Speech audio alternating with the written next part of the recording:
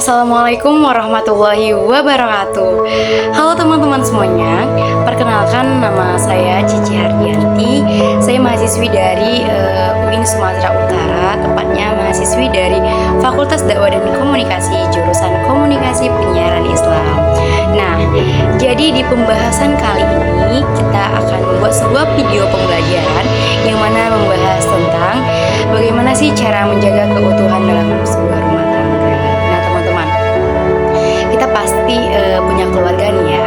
Nah, jadi di sini kita akan membahas bagaimana tips dan cara untuk menjaga keutuhan rumah tangga serta hadisnya dalam hadis Rasulullah SAW. Yuk, simak videonya. Seberapa penting sih untuk menjaga keutuhan sebuah rumah tangga? Nah, kita tahu bahwasannya pernikahan itu adalah menyatukan dua insan yang berbeda dari latar belakangnya, yang mana dua insan yang berbeda dari prinsip, kemudian berbeda juga dari sikap dan perilakunya, jadi disatukan di dalam sebuah pernikahan itu. Lantas ketika sebuah dua insan ini tadi sudah disatukan, pasti ada mengalami ataupun melakukan namanya pertikaian ataupun konflik-konflik kecil dalam keluarga itu sendiri. Nah, jadi itu tadi kenapa sih penting untuk menjaga keutuhan rumah tangga itu sendiri. Siapa sih yang tidak ingin rumah tangganya sakinah mawaddah warahmah, yang mana hidup dalam keluarganya itu tentram, damai, tidak ada pertikaian, kemudian harmonis. Itu merupakan sebuah impian dan cita-cita kita semua. Nah, jadi adapun masalah-masalah ataupun konflik di dalam keluarga itu sendiri, itu kita sendiri yang mengatasinya, yaitu keluarga di dalam keluarga itu sendiri yang mengatasinya, bukan orang lain yang mengatasinya. Jadi percuma kita komunikasinya baik, tapi untuk saling memahami aja kita nggak bisa, kita tidak saling memahami, itu maka rumah tangga itu tidak akan berjalan dengan utuh. Tapi malah sebaliknya juga, kalau misalnya komunikasinya nggak lancar tapi saling memahami, saling peduli, itu bisa membuat rumah tangga itu tetap utuh gitu. Komunikasi mereka itu memang jarang terjadinya komunikasi di dalam rumah tangga itu, tapi mereka saling memahami satu sama lain. Nah, contohnya aja seperti ini misalnya. Di dalam sebuah keluarga itu sang suami pendiam dan sang istri yang banyak cerita, ataupun bisa kita bilang cerewet lah gitu. Jadi ketika sang istri dan sang suami ini mereka selalu berkomunikasi, kemudian mereka selalu sering cerita, tapi mereka tidak saling memahami. Itu tadi, mereka lebih mengedepankan egois ataupun mengedepankan pendapat mereka sendiri. Mereka tidak mau kalah. Maka itu tadi, konflik tadi itu tidak akan selesai. Rumah tangga itu tidak bakal utuh lah ya dibilang. Pasti ada pertikaian atau konflik di dalamnya. Kenapa? Karena salah satu dari mereka itu tidak ada yang mengalah, tapi malah sebaliknya. Jika sang suami ataupun sang istri tadi, misalnya suaminya pendiam, kemudian sang istrinya juga cerewet, mereka itu jarang komunikasi aja misalnya ketika pulang kerja, ataupun komunikasinya itu hanya malam saja. Nah, tapi mereka saling memahami satu sama lain, mereka paham gitu. Ketika suaminya lagi lelah, lagi capek pulang kerja, apa yang harus dia lakukan? Ketika sang istri lagi capek urusan rumah tangga, apa yang seharusnya suaminya lakukan? Itu tadi, pentingnya saling memahami dalam menjaga keutuhan rumah tangga, teman-teman semuanya. Nah, lantas ada tidak hadis Rasulullah SAW yang menjelaskan tentang keutuhan rumah tangga ini sendiri? Jadi di sini saya akan memberikan 5 hadis tentang menjaga keutuhan rumah tangga. Yang pertama, hadis berlaku baik kepada keluarga, yaitu dari hadis riwayat Sayyidah Aisyah radhiyallahu anha. Rasulullah SAW bersabda, khairukum la ahli wa ana khairukum la ahli, yang mana artinya sebaik-baik kalian, yaitu sang suami, yang paling baik terhadap keluarganya, dan aku itu adalah yang paling baik terhadap keluargaku. Jadi suami itu adalah kepala keluarga, suamilah yang menjadi pemimpin di dalam keluarga itu. Jadi sebaik-baiknya manusia itu adalah mereka ataupun sebaik-baiknya suami itu adalah suami yang baik kepada keluarganya, yang mana dapat membawa keluarganya itu kepada kebaikan, keluarga yang sakinah, mawaddah, warahmah. Itu merupakan salah satu suami yang sudah berhasil dalam membimbing keluarganya. Hadis kedua tentang tanggung jawab kepemimpinan keluarga, yang mana di sini hadis dari Abdullah bin Umar radhiyallahu anhu berkata, aku mendengar Rasulullah Shallallahu Alaihi Wasallam bersabda, setiap kalian adalah pemimpin dan setiap pemimpin akan dimintai pertanggungjawaban atas pemimpinnya. Imam adalah pemimpin yang akan dimintai pertanggungjawaban atas keluarganya, atas rakyatnya. Seorang suami adalah pemimpin dan akan dimintai pertanggungjawaban atas keluarganya. Seorang istri adalah pemimpin di dalam urusan rumah tangga dan dimintai pertanggungjawaban atas urusan rumah tangga tersebut. Seorang pembantu adalah pemimpin dalam urusan harta tuannya dan akan dimintai pertanggungjawaban atas urusan tanggung jawabnya tersebut. Kita tahu bahwasanya manusia itu diciptakan sebagai khalifah di muka bumi ini, sebagai pemimpin. Perempuan, laki-laki, mereka sama-sama adalah sebuah pemimpin. Jadi seorang suami itu pasti dia akan bertanggung jawab terhadap keluarganya, bertanggung jawab baik dalam mengambil keputusan, dalam bertindak, dalam melanjutkan kehidupan keluarganya ke depannya bagaimana, dalam bertindak, dalam memutuskan sebuah perkara ataupun sebuah keputusan untuk masa depan anak-anaknya, untuk masa depan keluarganya. Itu merupakan sebuah tanggung jawab seorang suami, karena seorang suami itu pada dasarnya adalah pemimpin keluarga. Selanjutnya hadis ketiga, hadis tentang nafkah keluarga, yang mana dari Abu Hurairah radhiyallahu anhu, Rasulullah Shallallahu Alaihi Wasallam bersabda, satu dinar yang engkau keluarkan di jalan Allah, lalu satu dinar yang engkau keluarkan untuk memerdekakan seorang budak, lalu satu dinar yang engkau keluarkan untuk satu orang miskin, dibandingkan satu dinar yang engkau nafkahkan untuk keluargamu, maka pahalanya paling besar adalah engkau berikan untuk keluargamu. Dari hadis ini kita ketahui bahwasanya nafkah yang diberikan oleh seorang suami kepada keluarganya itu sangat besar nilainya dan sangat besar pahalanya daripada ketika kita memerdekakan seorang budak, ketika memberikan makanan ataupun memberikan uang kepada orang miskin. Nah, itu tadi bahwasanya ketika memberi nafkah kepada keluarga kita itu akan menghidupi keluarga kita itu sendiri. Nah, begitu besar dahsyat pahala untuk menafkahi keluarga.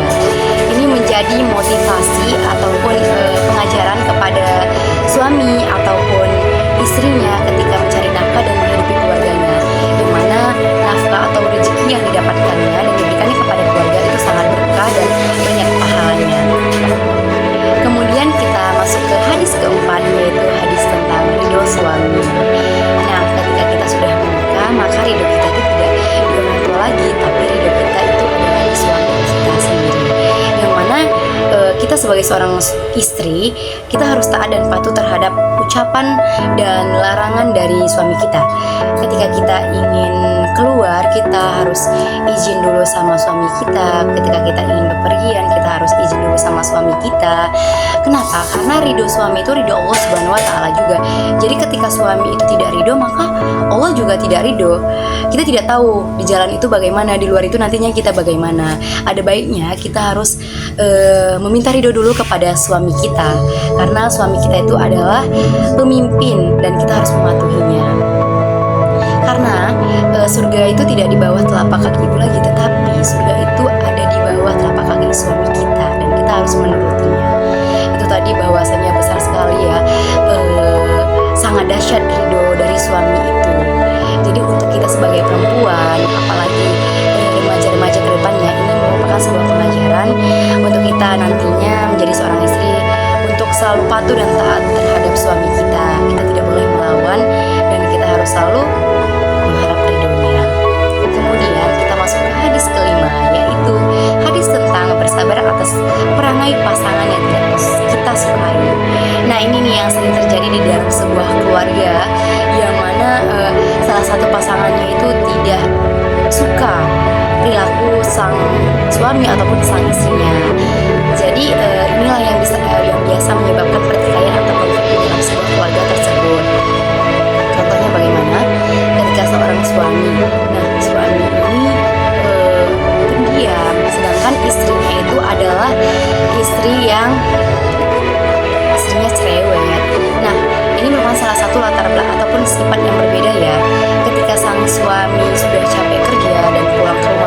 sang istri ini marah-marah,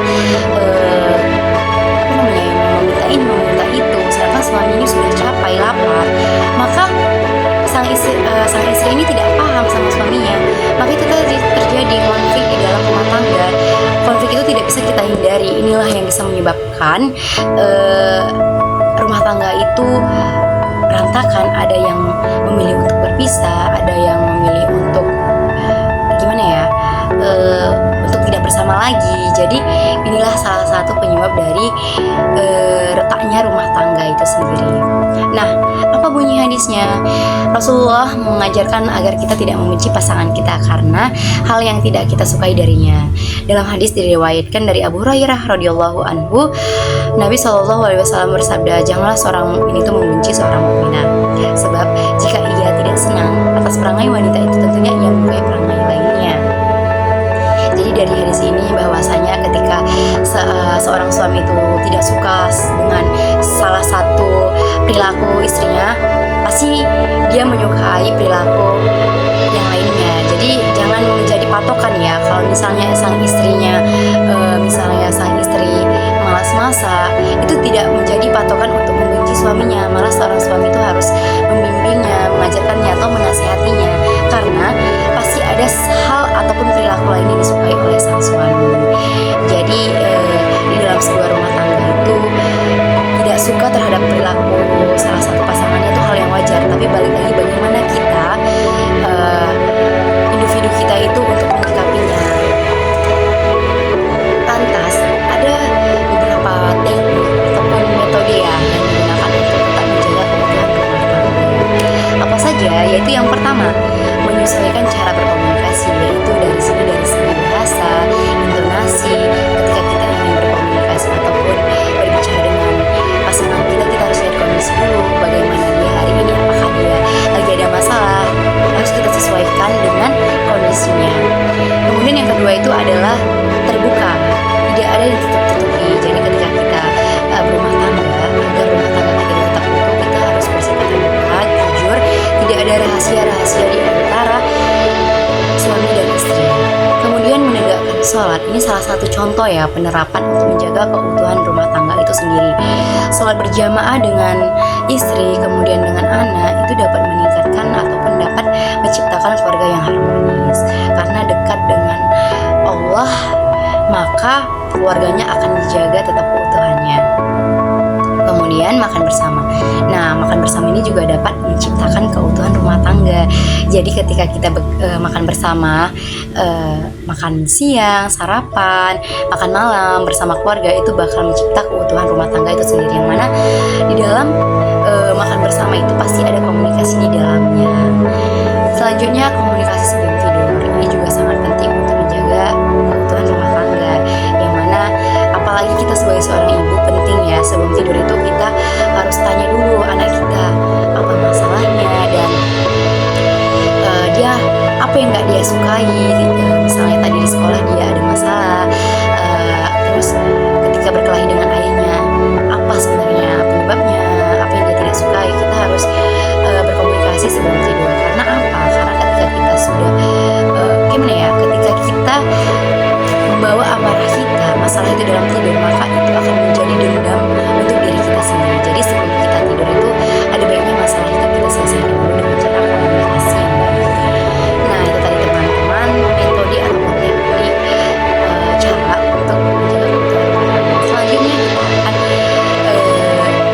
mengerjakan ini dari soal tulis nih teman-teman. Jadi kita pas satu persatu. Soal pertama yaitu selain menafkahi, apa saja kewajiban kepala keluarga dalam Islam, kecuali A. ikut membantu pekerjaan rumah, B. memberikan pendidikan dan pembinaan, C. melindungi keluarga, D. minta uang kepada istri. Nah teman-teman, mana ini? Ayo coba kita cek satu-satu dulu ya. Yang A ternyata salah teman-teman. Lanjut yang B juga salah teman-teman. Yang C ya salah juga teman-teman. Nah pasti jawabannya D. Kita cek ya.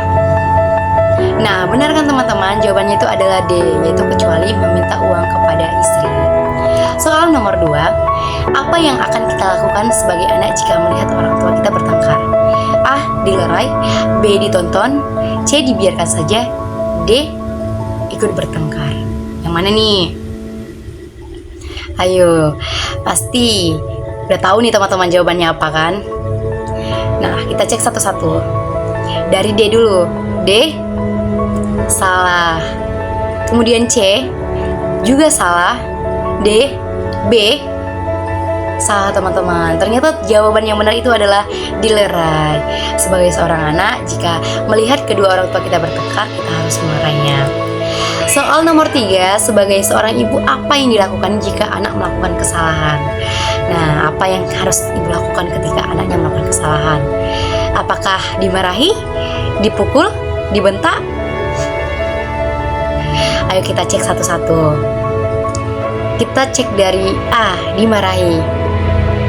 Ternyata salah teman-teman. B, dinasihati. Benar, jadi jawabannya dinasihati. Jadi ketika seorang anak itu melakukan kesalahan, kita tidak boleh memukul, membentak, bahkan memarahinya. Tapi kita harus menasihatinya dengan lemah lembut. Selanjutnya, apa yang terjadi jika rumah tangga itu tidak berlandaskan dengan hadis Rasulullah SAW? A. Akan damai. B. Bahagia selalu. C. Tentram dan jauh dari perkelahian. D.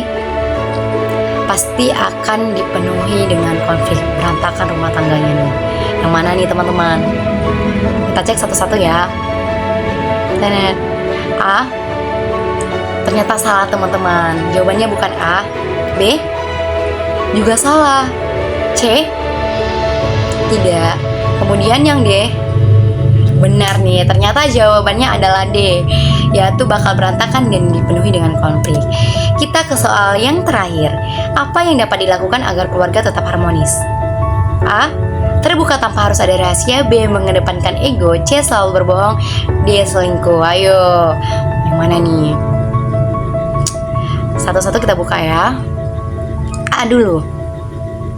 Ternyata benar teman-teman. Jawaban yang benar itu adalah A. Terbuka tanpa harus ada rahasia. Jadi pilihan yang B, C, D itu adalah salah. Kita cek dulu ya. B salah, C salah, D juga salah. Nah, itu tadi teman-teman soal yang sudah kita kerjakan bersama-sama tentang keluarga ya. Tepatnya menjaga kebutuhan keluarga, yaitu menjaga kebutuhan dalam rumah tangga. Nah, kita sudah di penghujung nih. Saya tadi sudah menjelaskan bagaimana pentingnya dalam menjaga kebutuhan rumah tangga, kemudian bagaimana cara-caranya untuk menjaga kebutuhan rumah tangga. Tadi juga kita udah mengerjakan ada 5 soal.